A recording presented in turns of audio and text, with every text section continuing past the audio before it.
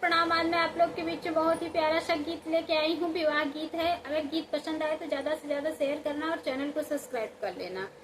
अरे बड़े यार मनवा से बेटवा बिहले अललैया ए बहुअरी उतारी रे ललन मायर लैया ए बहुअरी उतारी रे ललनवा। दिन रात सासू करेली सेवनाय रे मम्मी कही के ओठवासू अरे ललनवा रे मम्मी कही के ओठवासू रे ललनवा। 4 महीना बेटा रहले नी घरवा रे 5 में गईले भी सरे ललनवा रे 5 में गईले विदेश रे ललनवा। बेटवा के जातई घर से बाहरवा रे बहुअरी क बदली जा रे ललनवा रे बहुअरी क बदली में जा रे ललनवा। बेटा 4 महीना बेटा रहले नी संगवा रे 5 में गईले देसरे ललनवा रे 5 में गईले विदेश रे ललन।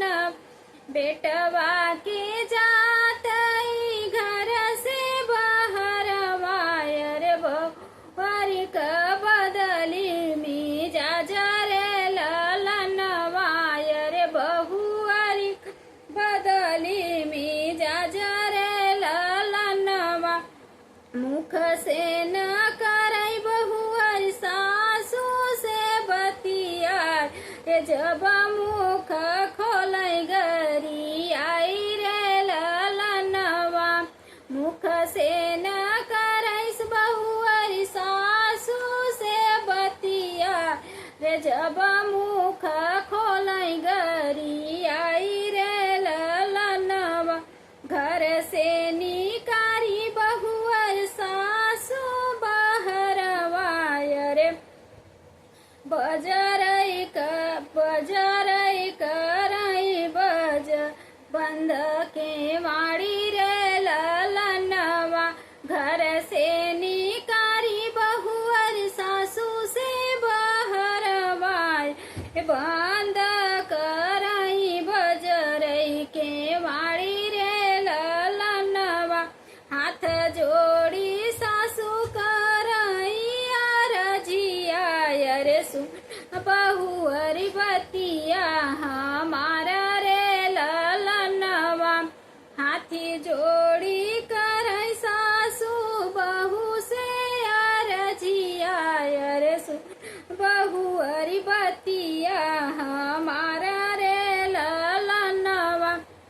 एतना न बहुअरी तुही निरदैया रे तोहाई है ऊ हमार सहारा रे ललनवा रे तुहाई नी ऊ सहारा रे ललनवा।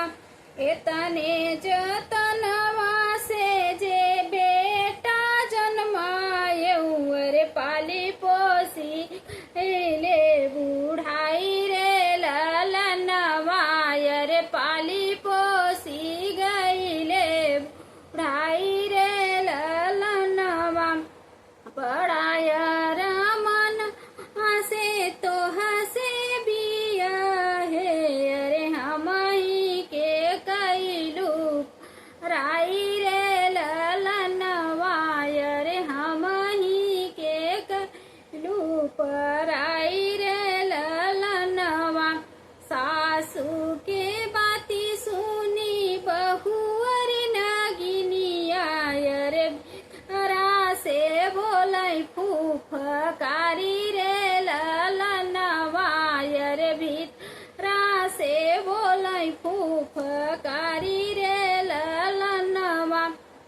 जब तक रहें सासू बेटवा तोहार रे कुंवारे रहनी तब तक रहें तोहार।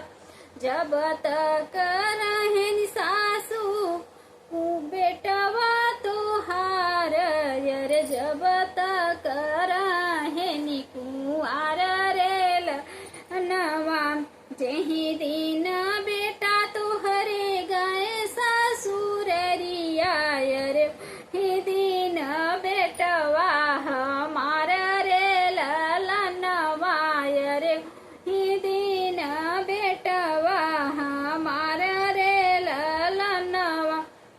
बहुअरी का बाती सुनी सासु बेचारी रे दुआरा पे बैठाई माना मारी रे लनवा रे दुआरा पे बैठाई माना मारी रे लनवा।